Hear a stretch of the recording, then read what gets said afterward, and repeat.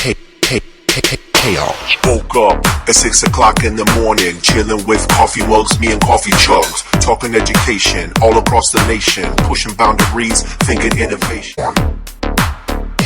Chaos. Hello everyone, how you doing? Welcome back to another episode on Living on the Edge of Chaos. I know almost every episode I say how excited I am. And this one, this particular guest, I think the word I want to use is giddy, because her work has been something that has been one I followed for a while. She's got a new book out that she'll talk about here, but more importantly, just the community and the way she has really helped me not to shift my thinking, but I would say actually like I'm tangibly moving the ideas into action, which is something that I don't always do. I like to read a lot about things. I think a lot of things are great ideas, but I don't actually like move into the actual actionable steps of doing this. And the guest today has really created so much powerful work and insight that's moved me. So I'm excited to bring her voice, her work into this fold and to kind of like prompt us before I have her introduce herself and all that she does. As you're listening to this episode today, one of the key things that has stuck out to me over and over again is this idea of linear thinking. And in education, we have a lot of linear thinking. Even those of us that like to think we're creative, we still kind of get stuck into linear structures. And so, as you're listening today, I want to challenge you to be thinking about her ideas and thinking about how we can think non-linear in these linear structures that we may not always have control over changing, but we do have a locus of control. So before I'm already getting long-winded, I'm already excited. I want to give my guest here an opportunity to introduce herself. So Anne, thank you so much for joining the show. Let's just start with who are you? What do you do? And what in the world do you have going on? Which recently is a ton. Thank you so much for having me. Yeah, my name's Anne-Laure. I'm a neuroscientist at King's College London at the ADHD Research Lab, where I study the neuroscience of learning and curiosity. I am also the founder of Ness Labs, which is an online platform for knowledge workers who want to achieve more without sacrificing their mental health. And more recently, I'm the author of a book called Tiny Experiments, which is all about how to live a more experimental life.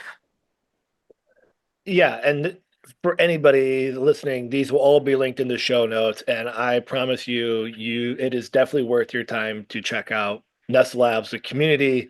You need to check out this book. Um, you were just a keynote at South by Southwest, so I'm going to link that in there. You need to hear the work. It's just such profound stuff, and definitely your newsletter and work. And let's just dive into it here a little bit because it's so powerful. I alluded in the beginning a little bit about linear thinking, and you challenge that a little bit. I shouldn't say a little bit. You do challenge it, and the kind of like the traditional goal setting. And I'm thinking about this in education where we are so ingrained in SMART goals, or now we have SMARTY goals and all these outcomes, and not that they're bad, but I feel something that's happening in the education world that I think applies not just in education, but in all the work you do is it feels like it creates a sense of burnout. It feels like it's never enough. It feels like it's almost a deficit mindset. It feels like I'm doing all these things, and yet these things that we're being asked to be measured on, I don't really have that much control.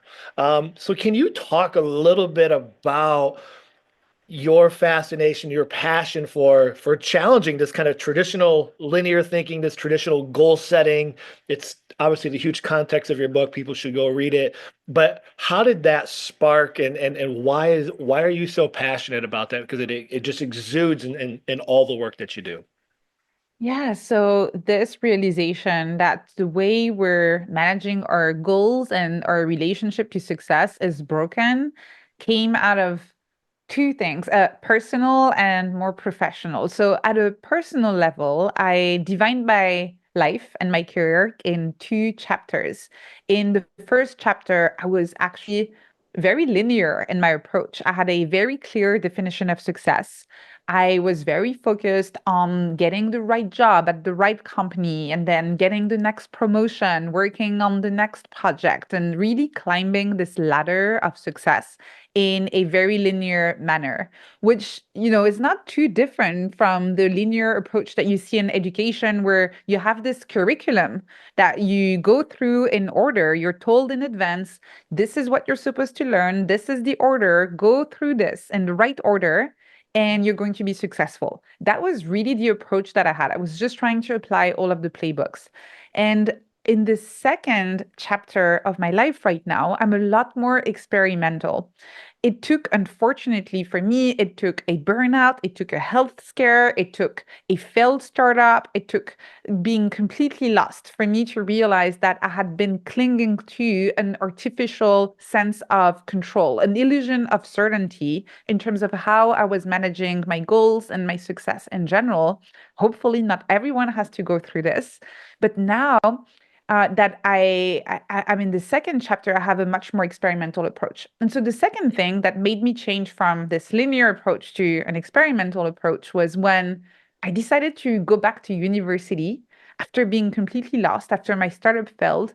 I asked myself, what is something I'm actually curious about? If I forget about the ladder of success, if I forget about the linear approach, if I forget about trying to get the validation of others, if I forget about those traditional definitions of success, what is something I would be excited to explore, even if nobody was watching? And in my case, that was the brain. I had always been fascinated with how the brain works and why we think the way we think and feel the way we feel. And so I decided to go back to university to study neuroscience, which a lot of people around me at the time said, in your late 20s, why are you doing this? Neuroscience studies, those are not exactly the kind of things that you complete in 2 months, right? They're pretty long. Why are you doing this? But I decided to really follow this sense of curiosity, of wanting to explore and to do that. And almost in I think it was in my first module, I rediscovered something I knew about already, but I had completely forgotten about, which is the scientific method. How do you deal with uncertainty as a scientist? And it's completely different from the linear approach that I had up to this point.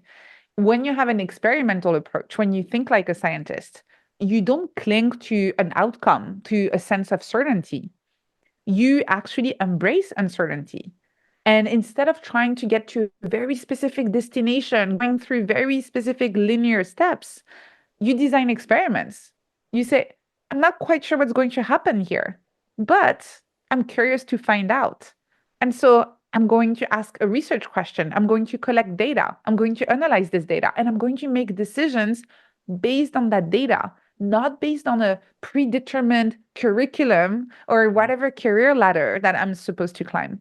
And so this is why I'm so passionate about it, because it is something that has helped me at a personal level, but this is also something that is scientifically grounded and that I know based on all of my work, working with multiple cohorts of students at Ness Labs and having built a fairly large community of people who have been running their own experiments.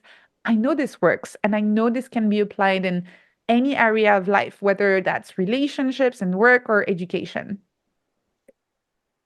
I love that. And as you're talking, it conjures up a word that I've used in this podcast many times, and I use so often in the work that I do at education, and the word's permission. And so as you're talking here, how did you I don't want to say give yourself permission, but maybe that's the phrasing that I'll use for this. Because as you're talking, I think there's I can think of so many educators and leaders and instructional coaches or just people in general, parents, my own children, that they kind of want to break free, right? They have this internal, right? We're not linear by design as humans, right? We are curious and we want to know about this and do that, but the system kind of life kind of structures you and breaks you down over time, and then all of a sudden you kind of lose that sense of giving yourself permission to still explore. You know, how did you give yourself permission? Yeah, because you're talking about your story. I mean, I don't envision teachers going and being like, "Oh, I'm leaving education and I'm going to go build a new school." And I'm not saying that's what you're suggesting, but right, we're in these structures, but yeah, we've forgotten that joy of giving ourselves permission to go try these tiny experiments. And I know I'm currently working with the district, and we are deploying 10 weeks of trying tiny experiments, and it's it's not so much of coming up with the ideas. It's the permission to go forth and do it, because like this fear of failure, right? And failure is a whole different probably topic that we can go into that. But how did you get yourself where you're like, man, I'm giving myself permission to try this? Because I think that is such a huge hurdle for so many people. And it's not because like they can't, it's just like, oh, I'm a little scared to do it, you know? And so how did you overcome that, or how did you get to this place where now it's just kind of your modality? That's why my book is called Tiny Experiments and not Big Experiments. I think this is the key in terms of giving yourself permission. It's reminding yourself and actually saying to other people around you, this is just a tiny experiment. This is just what it is. I'm just trying something new. It's quite small, low risk. I'm trying to find out whether that intuition, that hypothesis I have is correct or not. And I might be wrong. There is actually something really powerful in terms of leadership when you try something and then you share back with others saying, hey, everyone, I went there. I tried this thing. It doesn't work. I'm saving you the time. I'm saving you the energy. And so maybe whenever you're facing that challenge, you want to try a different approach, because that way of doing it that I tried, that I experimented with, didn't work. And by the way, these were the parameters. This was the context. This was the situation. And so maybe this will work in a different situation, but I'm just giving you my experiment and what I learned. This is true leadership to me. It's really sharing everything you try, learning in public, and making sure that other people benefit from the experiments that you've been running. And so, to me, to answer your question, how did I manage to really incorporate this in my daily life and in my work? I always conduct tiny experiments. I always resist you mentioned teachers, educators are not going to quit their jobs. And yeah, that's absolutely not what I'm saying, actually. This is a misconception that some people might have when I talk about living an experimental life, developing an experimental mindset. You might think I'm saying experiment with everything, quit your job, follow your dream. This is not what I'm saying. You can actually be in a very linear career, and our societies is designed around linear goals. You're not going to change that. This is just the reality of it. A lot of businesses, a lot of companies, a lot of institutions in education are designed around a very linear approach. Having an experimental mindset is about ensuring that at any given time, you have a little sandbox, you have a little space for experimentation, you have at least one tiny experiment that is running at that time. And so, even though you might have a curriculum that you're supposed to follow with your students, you're not going to change that. There are, I don't know, state exams based on that curriculum. You're not going to change it. That's just the way it is. How can you carve out a little space for experimentation, trying something new, maybe even inviting your students to experiment, design their own tiny experiments in terms of how they study, in terms of how they learn, in terms of how they share what they learned with others? That's an experimental mindset. It is really about making sure that you have space for experimentation, making sure to invite people to experiment with you, and making sure that whatever you learn, including the failures, you share with others so everybody can benefit from the experiment that you decided to run. So talk a little bit more about that idea of like learning in public or learning with others. It's something that I've been trying to infuse more into my work when I've come across following your work and all that stuff. And now I'm trying to like I'm starting to see that, and it's something that I know is not necessarily like a new idea, but when I was reading, I've read through your work, I've read through the book. I'm in the Ness Labs. I've been there for years, and this idea of that community, that public kind of facing learning journey, is so valuable. And yet, I think it's something that a lot of people shy away from. And so, I mean, maybe it's twofold. I'll let you figure out how you want to tackle this. I know it's not a very good interview host thing to kind of dovetail two directions, but talk either about the importance of that, or the second piece, something that I think is incredible that you have been able to build and establish is an idea of community. In Ness Labs, and even with the pre-book launch, which I know doesn't exist, but this kind of 4-week curiosity collective experiment, and something that I don't see really anywhere else flourish like with the community that you have is how open people are. And the amount of connections that I've built with, quite literally strangers, as a result of this safe space to be vulnerable, to do public sharing of the learning and the experiments.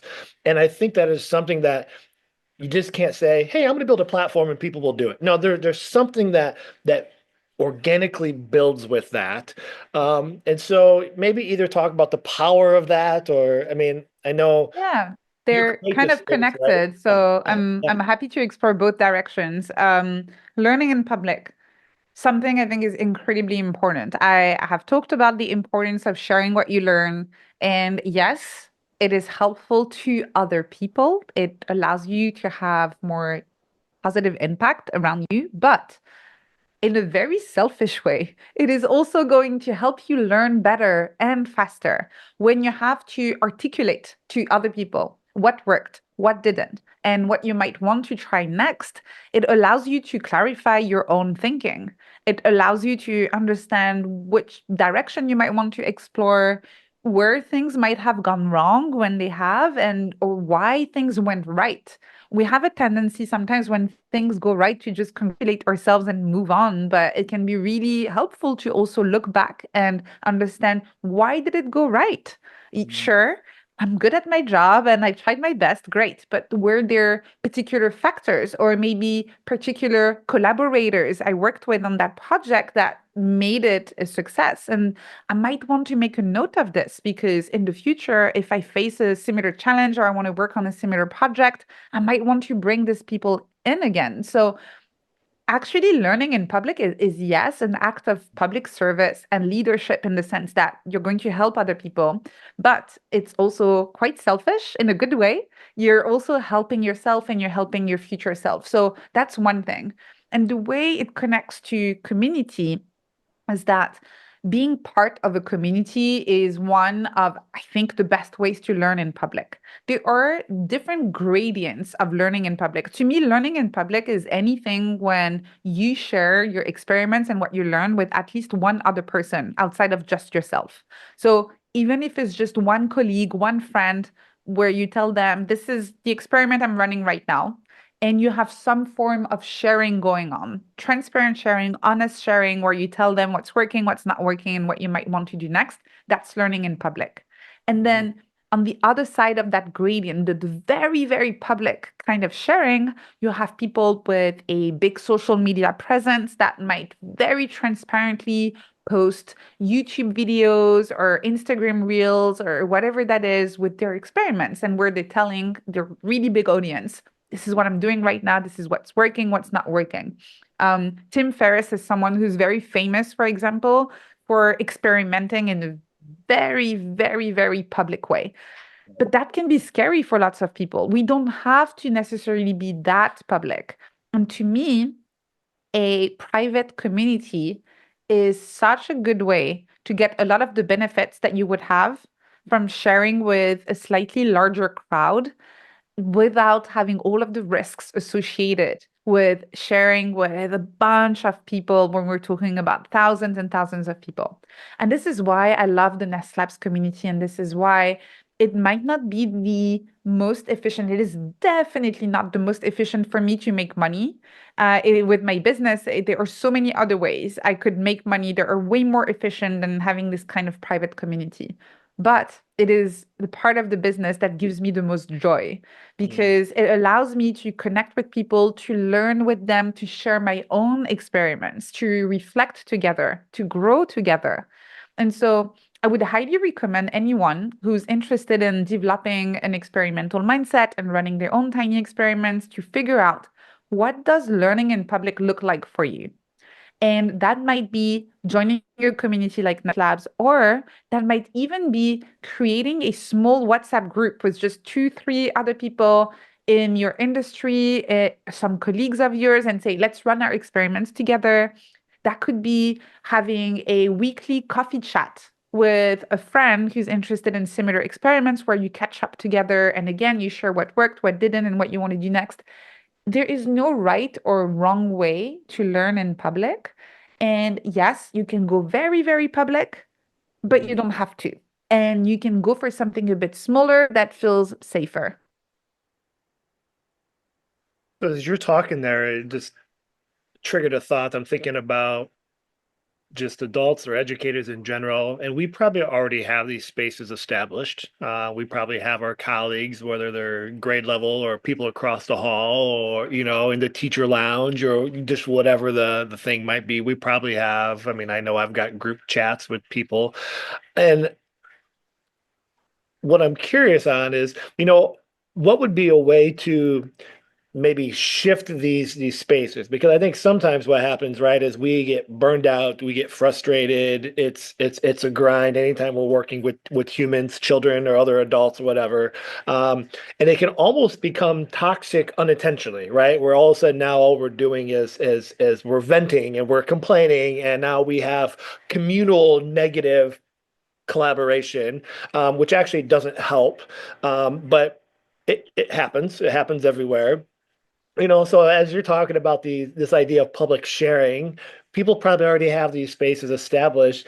And so without maybe trying to create a new one, what would be ideas on how we could maybe kind of take the lead and reshift some of that, right? And kind of be more positive based, more learning based, more almost asset based, so to speak, within this work, without trying to like find another community and find new people. In some cases, that might be the best bet, but I'm thinking we probably already have these groups established. How could we be the locus of control to maybe that's the tiny experiment. How do we shift the narrative for my little group? But I'm curious, thoughts or ideas that you have.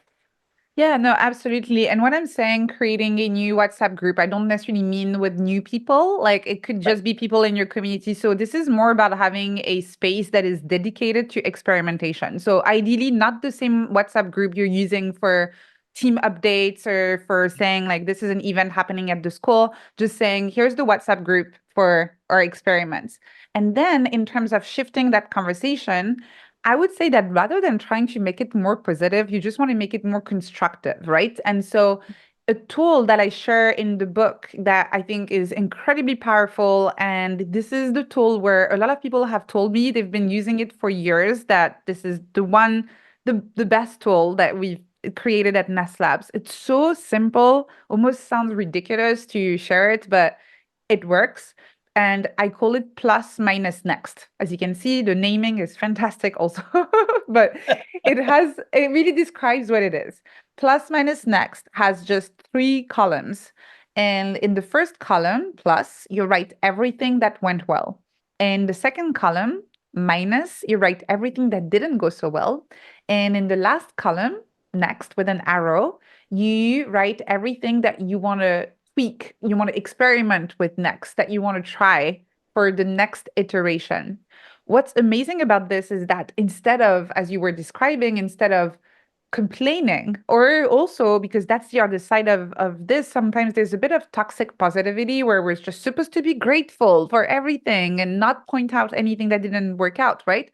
You have the plus and the minus. So you write your bullet points in these, and those are not morning pages. This is not journaling. You're not supposed to spend too much time on it and overthink it. Few bullet points in each where you say, okay, so for this iteration of the experiment, here's everything that went well, I'm very happy about. Here are things that didn't go so well, challenges, friction, challenges, frustrations, whatever that was in the minus column. And the nice thing is that instead of dwelling on that, on either having just the self-congratulatory approach where you say good job and that's it, or the also negative approach where you just focus on the challenges, you can build momentum. You can use what you learned to kind of design the next iteration of the experiment.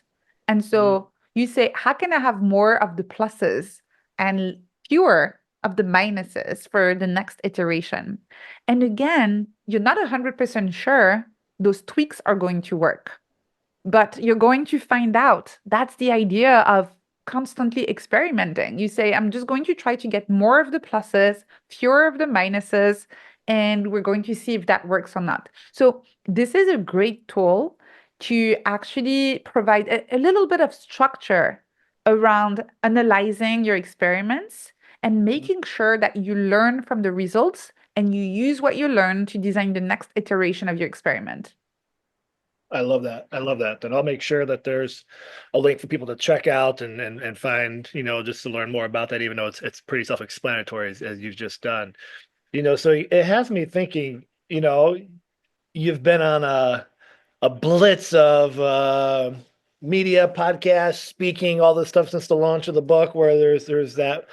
I'm sure there's that elation, that moment of like, oh my gosh, the book has finally arrived. It's out in the public. It's here. All this hard work to the book, and then there's the fun, but a lot of work that comes out of that, right? A lot of conversations. Here we are having this podcast, which I'm so grateful you've carved out time, and the gravy train doesn't stop. So I'm curious, since the book has launched and you've been talking to lots of people, you've been speaking, probably lots of conversations and things like this, what what new learning or things are you processing that, you spend so much time trying to put together such an incredible book, and now you've kind of got the post, publication.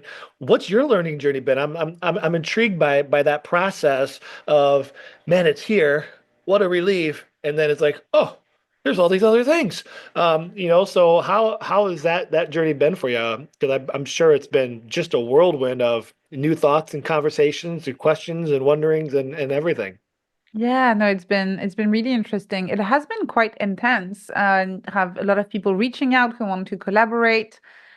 These podcast conversations have been really interesting because it has allowed me to think about different applications that I hadn't necessarily thought about while writing the book. And so just expanding my thinking, I thought I had put everything I could think of in the book, and it really feels really nice to see that there are even more applications than what I envisioned when I wrote it. And so every time I talk to someone in a different industry, I learn about different ways of applying what's in the book. And so whether that is talking to sport coaches, people in hospitality, people like you in education, it's always fascinating to hear about different stories, different perspectives, different applications of tiny experiments. So I'm still learning a lot, even about my own method and my own processes and how they can be applied in industries that are very foreign to me, which is great. And in terms of my own learning process, I'm I'm at a stage where I'm trying to figure out what's next for me as well. And so I'm actually applying the tools in the book to try and figure out what I want to do. I'm designing tiny experiments. I'm trying to think about what the next one is going to be. Probably around experimenting with my newsletter. I probably want to play with the format. I want to play with different ideas. There are a lot of ideas that come out from these podcast conversations that are actually great for newsletters that I could write in the future. And then there's obviously all of the other opportunities that come out from writing a book. So there's the public speaking, more podcasts, online courses, collaborations with different learning platforms that have reached out. And I really want to, be mindful and apply this experimental mindset, making sure that I'm not just climbing a ladder just Mhm. because it's in front of me, and really asking myself, what kind of sandbox I want to build, what kind of laboratory I want to build for myself, and what are the opportunities I'm truly curious about. So that's why I'm not rushing, and I'm going to conduct tiny experiments. I'm going to use plus minus next, And we're going to see what emerges out of all of that. And I have no idea where I'm going, but this is part of the fun. And this is what having an experimental mindset is all about. Right. It's that curiosity element, right? Like we don't necessarily have to know the answers. It doesn't have to be predetermined, but just keeping that curiosity. I'm passionate around play. I do a lot called purposeful play. Like, right, we have our standards, we have our things, but we can still make learning engaging. It doesn't have to be such a linear kind of like lecture-based type stuff. Like there are ways in which we can increase engagement, and I think that's true whether we're working with 5-year-olds or high school kids or even adults, right? And so I think that's such a key piece. And um, I want to be respectful of our time here too, And so as we're thinking about this and maybe trying to come full circle, you talked about you've had opportunity to speak with people in all sorts of industry, obviously your own work, you've got your Ness Lab community. I mean, just all the things that are happening. And as we're thinking about someone's listening to this, I'm thinking about the educators that I know will tune in when it goes live and they're like, okay, this sounds great. How do I get started? And obviously I could say, well, just read the book. It will help you. What are you finding or what's that kind of like that initial step to help someone start to frame their brain, to get going on these tiny experiments? Because as we all know in any journey, whether it's health or training for a marathon or trying to eat healthy or sleep better or create a tiny experiment for our own self. It's that first step that it seems so daunting. And so what's your sage advice to get someone to finally like dab that toe in the water, to start thinking about this way of creating these tiny experiments that we're not trying to overhaul all of life, but where is that first little nudge that we can go? Um, if you want to design your first tiny experiment, it always starts with observation. This is the most important step. And I know, especially if for someone who's already kind of curious and we just want to jump straight into designing our first experiment, but I highly recommend to have a little bit of patience and spend a little bit of time observing what is so you can imagine what could be. And the way I recommend doing this in the book is to do a little exercise that I call self-anthropology. The reason why I call it like that is because it really consists in pretending that you are an anthropologist with your own life as the topic of study. And the important part is to really pretend that you're this anthropologist that knows nothing about your life, about your work. You're new here, it's your first time, you're discovering this new culture, and you have zero judgment, zero preconceptions.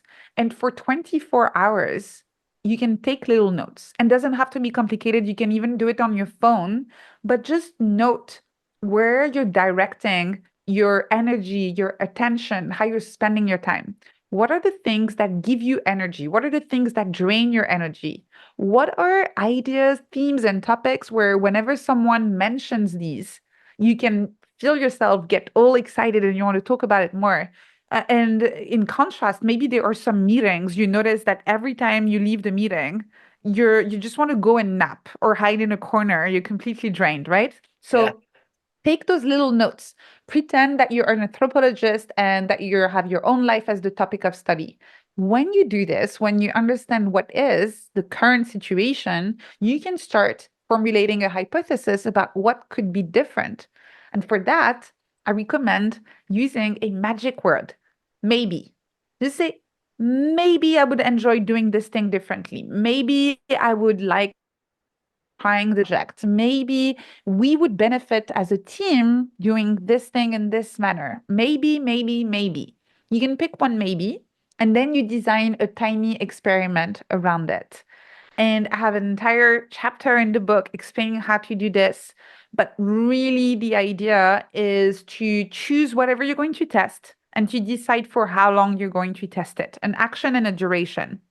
You conduct your experiment, you withhold judgment until you're done collecting your data.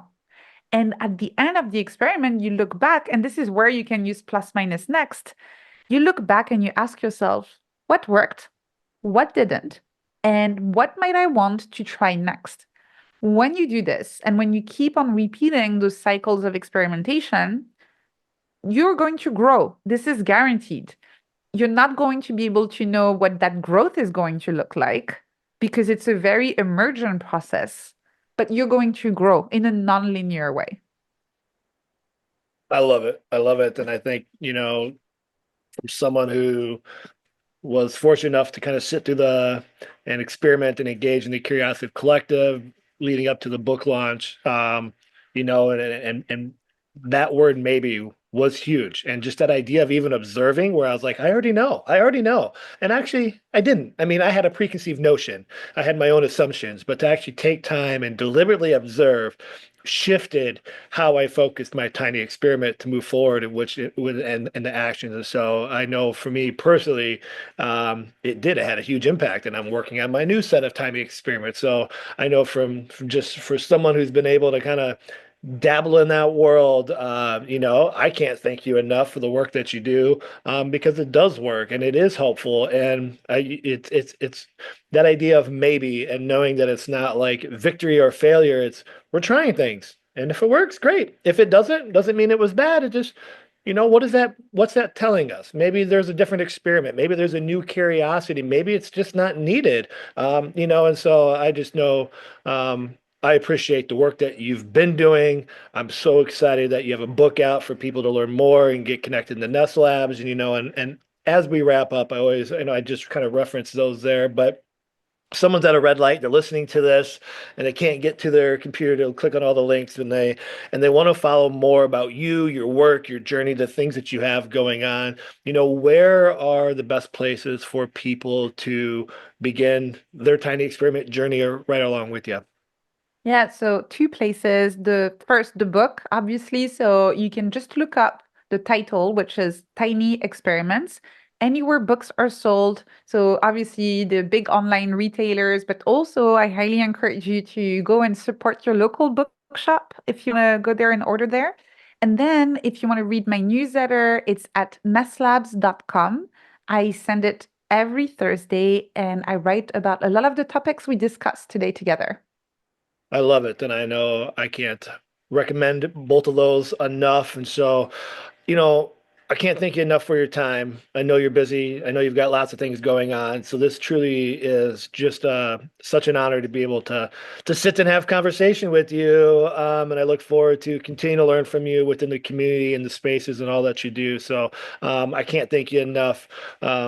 For the work that you do, helping people, helping yourself, and just that kind of positive ripple that you're bringing into the universe. So, thank you so much for joining me on the show today.